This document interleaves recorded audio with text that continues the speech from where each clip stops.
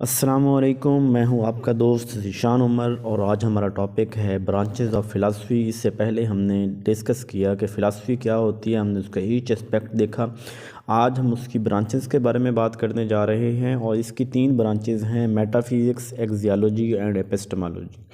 ये ब्रांचेस जो हैं यहाँ पे मैंने बहुत ही मुख्तसर शॉर्ट में इनका रिव्यू दिया है और इनकी हर एक की जो है मेटाफिज़िक्स, एक्सियोलॉजी, एपिस्टेमोलॉजी, ताकि आपके हर लिहाज से कंसेप्ट क्लियर हो, अलग से वीडियो बनाई जाएंगी। आप इसका ओवर भी देख सकते हैं, इनका बेसिक कंसेप्ट आप क्लियर कर सकते हैं, जिसके लिए आपको जो है नेक्स्ट चल के आसानी होगी। तो पहले फिर हम देख लेते हैं कि फ़िलासफ़ी क्या होती है। फ़िलासफ़ी जो है deals with the most basic issues faced by human beings, कि इंसानों को जो पेश आने वाले मामलात हैं, जो इश्यूज़ हैं, जो मसाइल हैं, उनको जो फ़िलासफ़ी वो डील करती है। और फ़िलासफ़ी उन जो पेश आने वाले इश्यूज़ हैं जस्ट उनका आंसर नहीं देती, बल्कि फ़िलासफ़ी जो है उनसे क्वेश्चन करती है। फ़िलासफ़ी क्वेश्चन पे क्वेश्चन करने वाली चीज़ है और ये इंस्टेड ऑफ गिविंग आंसरिंग ये जो है क्वेश्चन करती है। और study of question is called philosophy, यानी हम यही कह सकते हैं कि जो मुतालिया जो है सवालों का उसे फ़िलासफ़ी कहते हैं।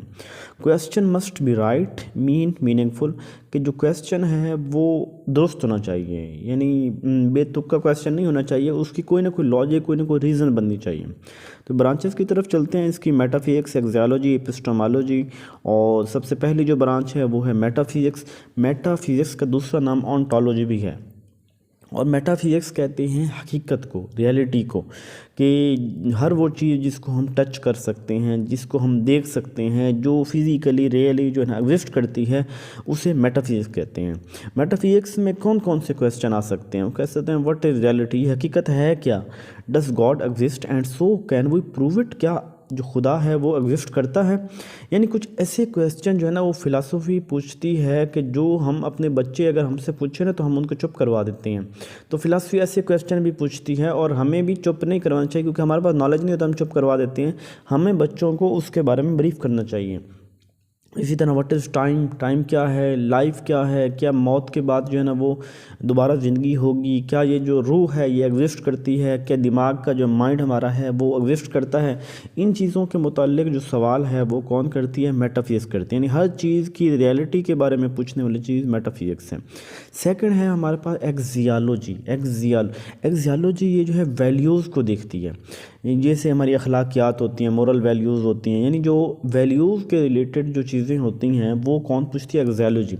और एक्सियोलॉजी को फिर 2 टाइप्स में तकसीम किया गया है, एक है एथिक्स और दूसरा एस्थेटिक्स। Ethics and aesthetics. अब जैसे नाम से शो है कि एथिक्स, एथिक्स क्या है? मोरल वैल्यूज़ पे है, कि मोरल वैल्यूज़ जो हम एक सोसाइटी को परवान चढ़ाने के लिए उसके हम जो वैल्यूज़ इख्तियार करते हैं, गुड और बैड, कि ताकि हम वहाँ सोसाइटी में एक अच्छे तरीके से अपना गुजर बसर कर सकें, लोगों के साथ मामलात अच्छे कर सकें। तो इसी को क्या कहते हैं? एथिक्स कहते हैं। The study of moral principle. Moral principle attempt to establish rational ground for good conduct, कि हम जो हैं मोरल प्रिंसिपल, जो अखलाकियात की जो हैं प्रिंसिपल असूल हैं, उनको इसलिए अडेप्ट करें कि जो हमारा जो गुड कंडक्ट हो, लोगों के साथ अच्छा रवैया हो ग्राउंड रियलिटीज़ पे। तो इसमें कौन सी एथिक्स किस तरह के? वो कहते हैं व्हाट इज़ गुड और bad, what is right and wrong, what is the foundation of moral principle. Moral principles आए कहाँ से, कौन सी चीज़ गलत है, कौन सी ठीक है, कौन सी जो है अच्छी है, कौन सी बुरी है। इस तरह के सवाल एथिक्स करती है। जबकि एस्थेटिक्स जो है ये ब्यूटी, खूबसूरती के रिलेटेड, कि नेचर कैसी है, ये जो कायनात कितनी खूबसूरत बनाई है, कैसे बनी, यानी ब्यूटी के मुतल्लिक बात करेगी। ये जो nature and value of art, यानी जो खूबसूरत चीज़ें हमें नज़र आ रही हैं उसके मुतल्लिक ये बात करेगी कि ये कैसे ये खूबसूरत है। और इस तरह के जो एक्सपीरियंस हैं वो एस्थेटिक्स करती है। ब्यूटी क्या है, आर्ट क्या है, ये आर्ट में ऐसा क्यों है। इसके बाद जो है थर्ड हमारे पास है एपिस्टेमोलॉजी। एपिस्टेमोलॉजी ये होता है कि नॉलेज के मुतल्लिक, सोर्स ऑफ नॉलेज, नॉलेज यानी हम कहाँ इल्म है क्या, इल्म की जो माखज़ क्या हैं, इल्म हम हासिल कैसे कर सकते हैं। ये इस तरह के सारे क्वेश्चन जो है वो ये एपिस्टेमोलॉजी देती है।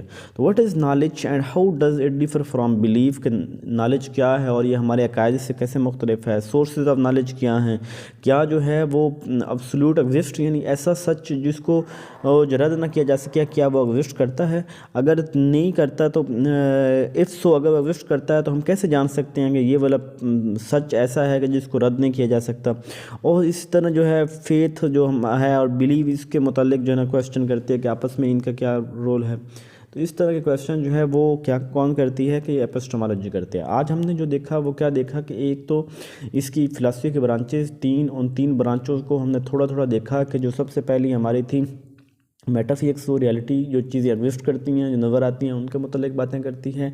जो दूसरी चीज़ हमारी थी वो एक्सियोलॉजी था, एक्सियोलॉजी वैल्यूज़ को देखती है जिसकी मज़ीद दो टाइप्स थी, एथिक्स एंड एस्थेटिक। एथिक्स जो है मोरल वैल्यूज़ को देखते थे, एस्थेटिक्स में हम ब्यूटी आर्ट को देखते थे, और उसके बाद हमारे पास एपिस्टेमोलॉजी और knowledge, source of knowledge, how वो अटेन नॉलेज, इसके मतलब नॉलेज के मतलब सवाल करते थे।